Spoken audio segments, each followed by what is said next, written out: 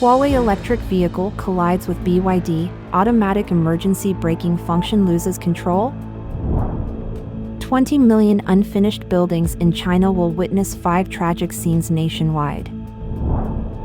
The last APEC for the CCP? Is post-communist China approaching? It's all covered in today's China Truths. Huawei electric vehicle collides with BYD, automatic emergency braking function loses control? Recently, the Huawei electric vehicle Wenjie M5 Intelligent Driving Edition garnered public attention due to a collision with a BYD vehicle while in reverse. According to an online video, the Huawei Wenjie M5 unexpectedly accelerated in reverse, colliding with the rear of the BYD electric vehicle Dolphin, with the rear wheel of the Wenjie M5 mounting onto the roof of the BYD vehicle. The Wenjie M5 is the first electric car jointly released by Huawei and the Chinese automaker Cirrus under the AITO brand, officially launched in April of this year. In response to the incident, Yu Chindong, chairman of Huawei's Intelligent Car Solutions Business Unit, BU, explained in a group chat that the accident occurred during a test drive because the customer mistakenly pressed the accelerator instead of the brake while reversing, resulting in a collision with the vehicle behind. Chinese media reports revealed that many netizens questioned why the autonomous emergency braking (AEB) function of the Huawei Wenjie M5 did not intervene in the incident. Furthermore, at the AITO Wenjie M7 launch event in mid-September this year, Yu Chindong proudly announced the industry's first omnidirectional collision prevention system. It was claimed that the new Wenjie M7 could recognize all obstacles behind and actively apply the brakes for rearward active safety. Despite Yu Chindong's confident statement at that time, asserting that it's hard to collide when reversing, he later admitted in the group chat that the rear emergency braking does not recognize stationary vehicles. The Wenjie M5 incident clearly does not meet the conditions for the initiation of rearward automatic emergency braking. 20 million unfinished buildings in China will witness 5 tragic scenes nationwide.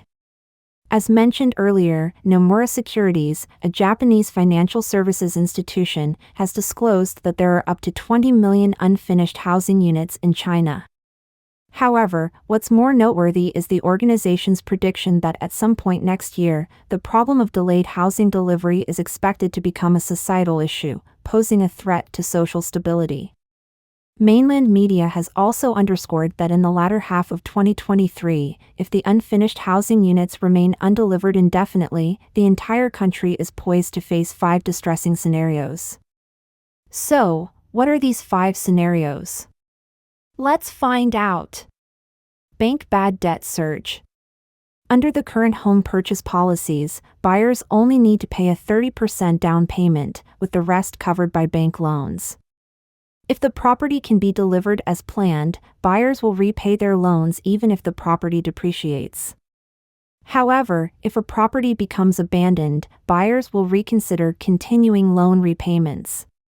If abandoned properties cannot be delivered indefinitely, buyers are likely to abandon the property, leading to a surge in non-performing loans. The ultimate outcome might even be bank closures. Economic development hindered.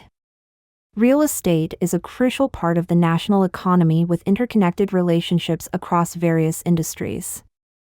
Industries related to real estate, such as building materials, construction, design, decoration, finance, transportation, logistics, etc., will decline if abandoned properties remain undelivered. This will impact local government finances, tax revenue, and cause a natural decline in land prices.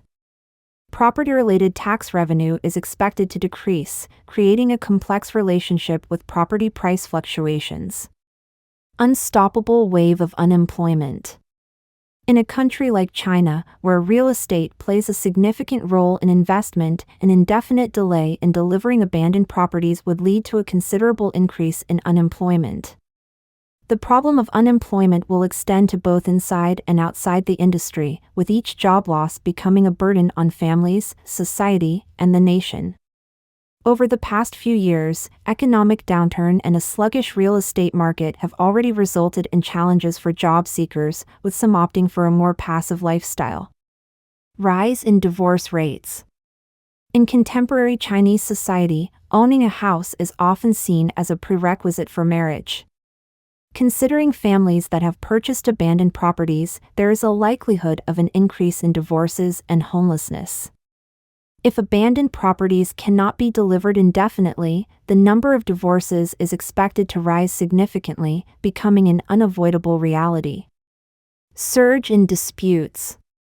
If abandoned properties remain undelivered, buyers will likely engage in legal battles with developers. For those who choose to abandon the property and stop repayments, banks will take legal action against them.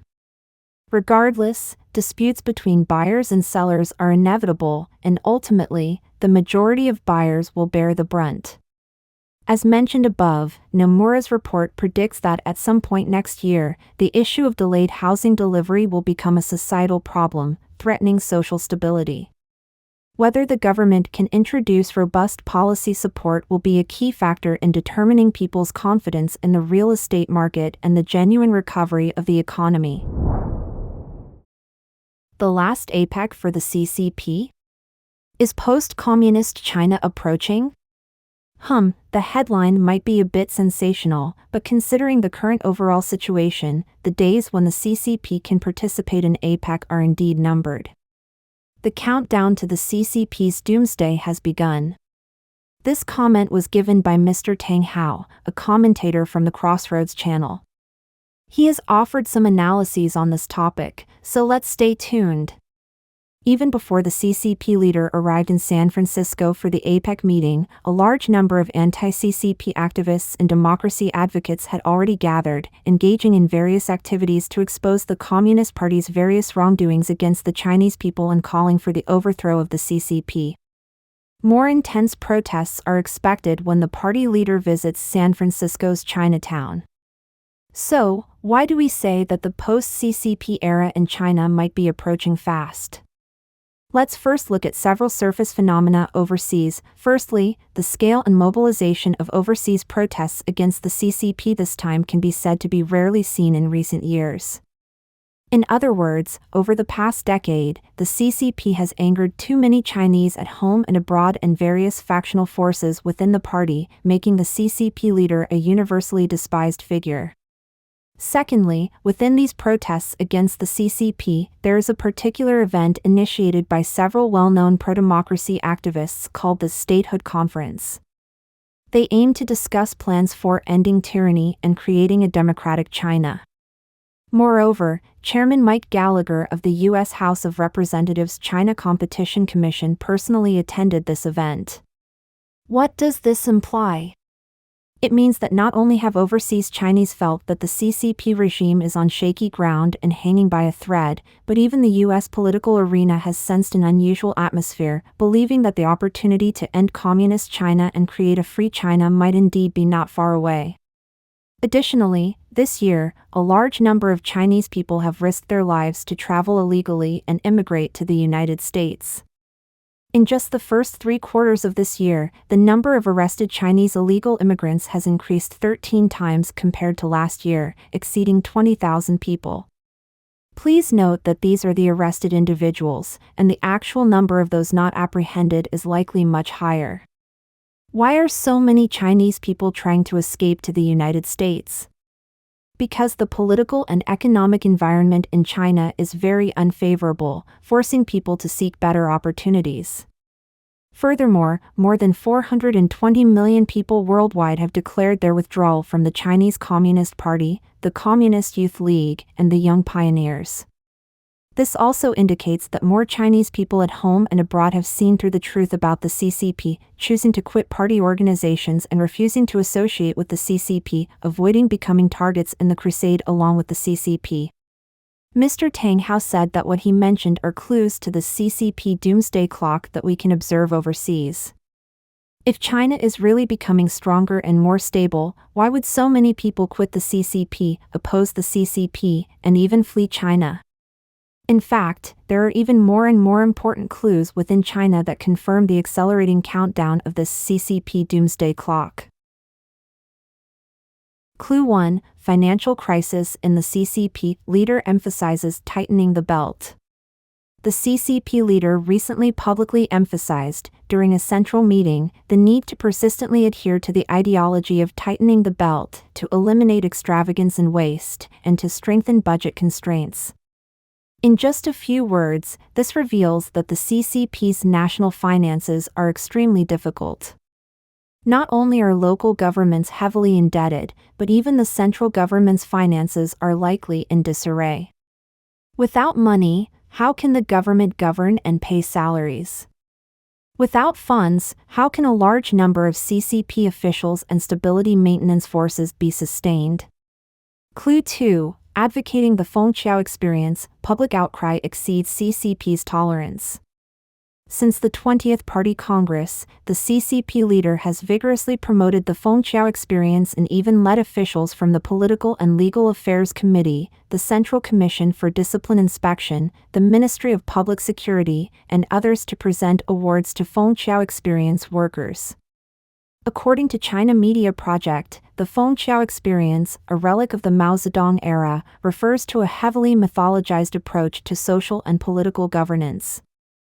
Essentially, it involved directing the masses themselves at the local level to carry out on-site rectification of so-called reactionary elements in society. The term is named after Fengqiao Township in Zhejiang Province. It appears to advocate local autonomy, claiming to not escalate local conflicts and letting the masses solve their own conflicts. However, in practice, it can turn into a cultural revolution-style struggle of masses against masses and mass surveillance. Why is the CCP reviving the Fengqiao experience? First, in recent years, China has experienced widespread public grievances, with numerous mass incidents exceeding 260,000 in 2020 alone. This surpasses the capabilities of the CCP's public security, police, and urban management stability forces. Second, as mentioned earlier, the CCP government is running out of money. Unable to afford more stability maintenance forces, it can only incite the people to struggle against each other to handle local conflicts and achieve free stability maintenance of the leaks. Moreover, more police and urban management personnel might face unemployment, taking to the streets to demand wages. Clue 3. Unreliable officials, untrustworthy military. The Beijing authorities have recently been purging the military, not only in the rocket force but also across the Army, Navy, and Air Force, including the Strategic Support Force. Many purged military officers are part of the Xi family army, personally promoted by the CCP leader. Don't forget, former Minister of National Defense Li Shangfu and former Minister of Foreign Affairs Qin Gang were both personally promoted and appointed by the CCP leader.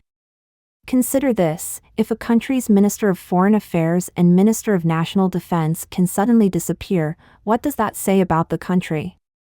It definitely has problems. What's even more ridiculous is that the position of Minister of National Defense has been vacant for so long, reflecting either a lack of talent in this government or that the leader of this government is excessively paranoid, having no officials he can trust. So, a national leader who, on the one hand, distrusts his military and, on the other hand, doesn't trust any officials around him. Many of the officials he appointed lacked capability and rose to their positions simply because they were obedient and flattered him. Can a country led like this avoid chaos? China today seems to resemble the end of the Ming dynasty during the Chongzhen era. Clue 4. Rule by the secret police, national security dominates all. Recently, the CCP targeted Foxconn, attempting to force Terry Gou to withdraw from the election. Inside information suggests that this was orchestrated by the CCP's National Security Ministry, indicating that the national security system and the secret police have overtaken the Taiwan Affairs Office system, becoming the forefront of the CCP leader's command in handling Taiwan affairs. Not long after, the National Security Ministry released a statement claiming that there are short sellers, bear market players, singers of bearish tunes, and emptiers trying to trigger financial turmoil in China and undermine international confidence in investing in China. This information is significant. First, it reveals that China's finance and fiscal policy are in dire straits, aligning with the CCP leader's emphasis on tightening the belt. Second, this information indicates that the national security system has expanded into the financial domain. To put it bluntly, secret police rule the country, and when a government elevates everything to the level of national security, it means that the leadership of this regime feels surrounded by enemies and dangers. Their government is highly insecure, prompting them to handle everything with national security and secret police. In short, the more issues the national security system oversees, the more crises the CCP regime faces. In conclusion, Mr. Tang Hao said that these domestic and overseas clues indicate that the CCP regime has entered an unprecedented state of vulnerability and instability. The countdown to the CCP's doomsday is underway. When will the CCP collapse? We are not sure, but what is certain is that a post-communist China is gradually approaching. Don't forget to comment in the section below to share your opinions on today's topic with us. If you find the information helpful, please share this video with a friend to watch together. This will be a great source of motivation for our team to produce more and more quality and reliable videos. And also don't forget to like and subscribe to see more interesting topics from China Truths. Thank you for tuning in.